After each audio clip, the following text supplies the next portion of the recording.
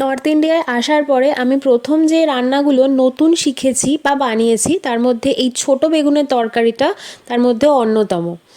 এই রেসিপিটার জন্য অনেক রিকোয়েস্ট তোমরা সবাই করেছিলে। আমি যেহেতু এটা আমার রিলসে শেয়ার করেছিলাম যে হাজব্যান্ডের লাঞ্চ বক্সে প্যাক করি এই রেসিপিটা, সেই জন্য তো আজকে আমি তোমাদের সাথে এই রেসিপিটা শেয়ার করছি। আগে এই বেগুনগুলো আমাদের ওখানেও কিনতে পাওয়া যায়, তবে গোটা সেদ্ধ ছাড়া কখনোই এই বেগুনগুলো কিন্তু আমরা ইউজ করিনি। এখানে আসার পরেই আমি এটা দিয়ে তরকারি বানানোটা শুরু করেছি।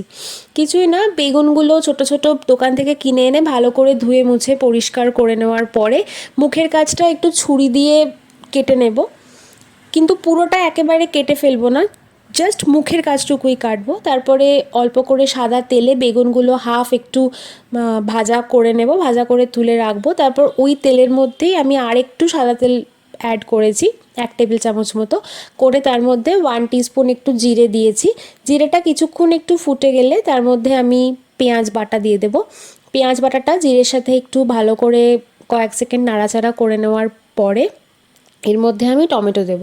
তবে এখানে আমি শুধুমাত্র যে পেঁয়াজ ইউজ করেছি সেটা নয়, পেঁয়াজের সাথেই আমি রসুন আর আদা এই দুটোও একসাথে পেস্ট করে নিয়েছি।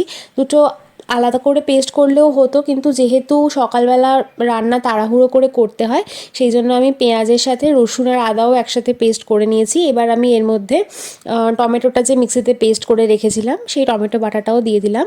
দিয়ে এবার সব কিছু ভালো করে একটু নাড়াচাড়া করে নেব, মানে মশলাটা কষাবো একটু ভালো করে সময় নিয়ে। পেঁয়াজ, টমেটো, আদা, রসুন, তার সাথে যে ফোড়নে জিরে দিয়েছিলাম সব যখন ভালো করে কষানো হয়ে যাবে তখন এর মধ্যে আমি আস্তে আস্তে আমাদের যে রেগুলারের গুঁড়ো মশলাগুলো সেগুলো দেব।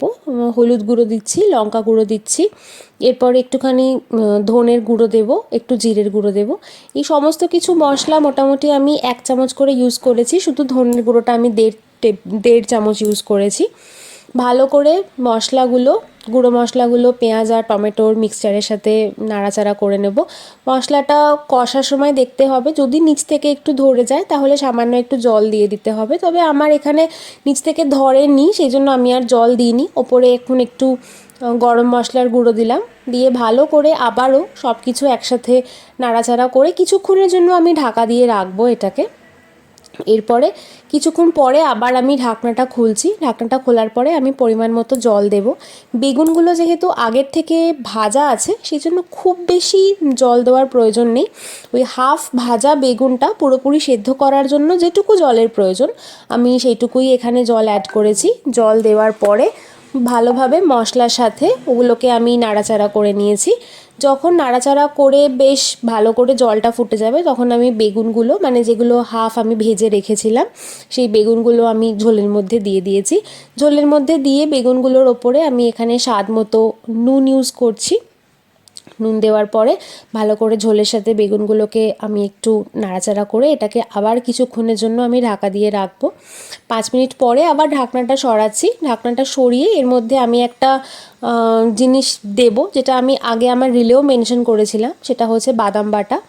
চিনে বাদাম, কাজু বাদাম বাটা নয় কিন্তু চিনে বাদাম। আমি দোকান থেকে যে এমনি নর্মাল রোস্টেড চিনে বাদাম কিনতে পাওয়া যায় সেগুলো আমি জলে কিছুক্ষণ ভিজিয়ে রেখেছিলাম। ভিজিয়ে রেখে সেগুলোকে আমি মিক্সিতে পেস্ট করে নিয়েছি। সেই বাদাম বাটাটা আমি এখানে দিয়ে দিলাম। আর আমি এখানে রঙের জন্য একটুখানি কাশ্মীরি লঙ্কার গুঁড়ো দিচ্ছি। কাশ্মীরি লঙ্কার গুঁড়ো দেওয়াটা টোটালি অপশনাল, বাড়িতে না থাকলে বা কেউ পছন্দ না করলে নাও দিতে পারো, তবে রঙটা বেশ সুন্দর আসে বলে আমি এখানে ইউজ করেছি।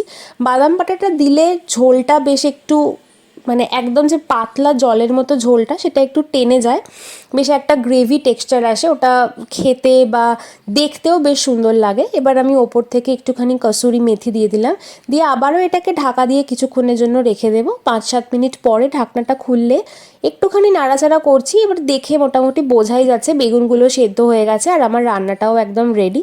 ব্যাস কিছুক্ষণ ঢাকা দিয়ে রাখার পরে এটাকে আমি সার্ভ করে নিয়েছি। ওপর থেকে একটু ধনেপাতা কুচি ছড়িয়েছি, রুটি বা ভাত দুটোর সাথেই দারুণ লাগে।